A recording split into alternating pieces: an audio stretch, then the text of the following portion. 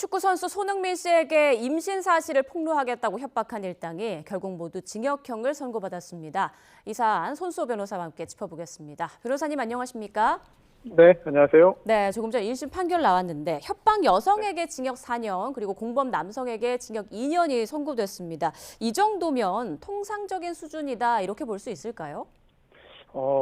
통상적인 수준 또는 그 이상 처벌이라고 제 생각되는데요. 예. 우선 구형을 보면 검찰이 여성에게는 징역 5년을 구형했고요. 그리고 남성에게는 징역 2년을 구형했죠. 그런데 1차 공갈과 2차 공갈로 나뉘는데요. 여성은 1, 2차 공갈에 모두 다 관여했다. 그리고 남성은 2차 공갈만 관여했다. 이렇게 검찰은 봤고 재판부 역시 인정을 했습니다. 예. 그리고 재판에 임하는 태도라든지 또는 구체적인 혐의에 대한 인정 또는 부정 등을 종합해서 이번에 형량이 여성에게는 징역 4년, 남성은 징역 2년 나왔는데 주목할 만한 부분은 검사가 남성에게 구형한 징역 2년이 그대로 선고되었다는 부분이고요. 또 구형할 때 이 남성에 대해서는 검찰이 특별한 얘기들을 했습니다. 예. 과거 전력도 있고 재질도 좋지 않지만 수사에 적극 협조했다. 이런 부분들을 참고해달라라는 언급을 특별히 했는데요. 아마도 이 사건의 진실을 밝히는 데 있어서 수사 과정에서 남성이 협조한 부분들을 검찰은 굉장히 좀 관심 있게 지켜본 것으로 보입니다. 네. 자, 이어서 피고인들의 혐의 다시 한번 좀 짚어주실까요? 네. 두 차례에 걸친 공갈이 있었습니다. 예. 이 피고인 여성이 손흥민 선수에게 협박을 했는데요. 임신을 했다. 그리고 그 태아에 대한 초음파 사진이 있다. 이렇게 이야기를 하면서 이제 손흥민 선수와의 관계에서 임신을 했기 때문에 이 사실을 알리겠다라면서 협박을 한 거죠. 이렇게 하면서 손흥민 선수로부터 3억 원을 뜯어냈습니다. 1차 공갈 범죄가 성립했고요. 그 후에 이 여성이 이 남성과 이제 알게 됐고 그러면서 이 남성이 뒤늦게 알게 된 겁니다. 이 여성이 예전에 작년에 그러니까 손흥민 선수 1년 전에 손흥민 선수로부터 돈을 뜯어냈구나. 그런데 지금 다 써버려서 돈이 없구나. 그렇다면 다시 한번 돈을 달라고 해보자. 이러면서 이 남녀가 함께 7천만 원을 뜯어내기 위해서 시도를 했고요. 견디다 못한 손흥민 선수가 이 사실을 수사기관에 알리면서 수사가 시작됐는데요. 1차 공갈 3억 원은 여성이 받아냈고요. 그리고 2차 공갈을 시도할 때는 돈을 받아들이지 못하고 특수공갈 미수 범죄가 성립했습니다. 앞서 검찰은 철저한 계획 범죄라는 점을 강조하면서 구형을 했는데 왜 우발적 범행이 아니라고 판단한 겁니까?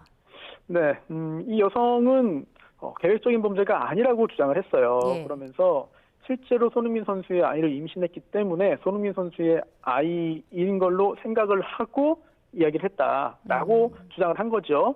그러면서 일종의 위자료를 받은 것이다라고 했습니다만 법원은 그렇게 보지 않았습니다. 그 이유가 굉장히 중요한 부분이 하나 있는데요. 애초에 이 여성이 손흥민 선수의 아이를 임신한 것으로 본인도 확신하지 못했다라는 부분입니다. 즉 여러 가지 어떤 만남의 시기도 잘 따져봐야 되겠습니다만 이제 여러 가지 자료들을 정해 보면 이 여성이 애초에 다른 사업가에게 당신의 아이를 임신했으니 돈을 달라라고 요청을 했는데 그쪽에서 회신이 잘 오지 않자 대상을 바꿨다는 거죠.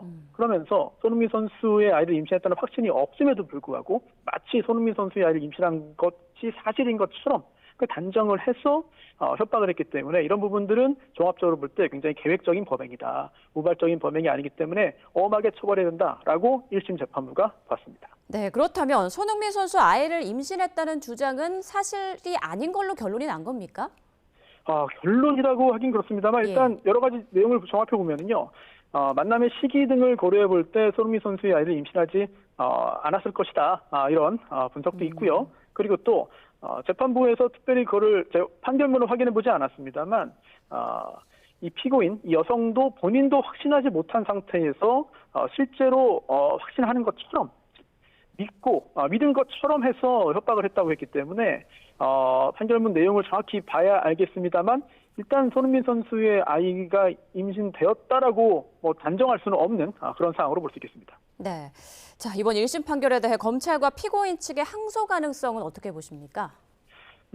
일단 피고인들은 항소를 할 수 있어요. 그리고 비슷한 유형의 사건이 한 10여 년 전에 굉장히 유명한 배우 이모 씨 사건이 있었는데 이때 1심에서 여성 2명에게 각각 징역 1년 2개월형과 징역 1년형이 선고됐죠. 그런데 항소심에서 징역 1년 2개월의 집행유예 2년, 징역 1년의 집행유예 2년이 되어서 석방됐습니다. 예. 변화가 있었는데요. 그 이유가 항소심 과정에서 피해자인 유명 배우가 처벌을 원치 않는다는 입장을 밝혔어요. 이런 부분들이 굉장히 양형에 크게 영향을 줬거든요. 따라서 징역 4년과 징역 2년은 생각보다 긴 기간이기 때문에 이 이 가해자들, 피고인들 입장에서도 뭔가 선처를 바라고 상황을 좀 바꾸기 위해서 시간을 벌 필요가 있다라고 생각이 되고요.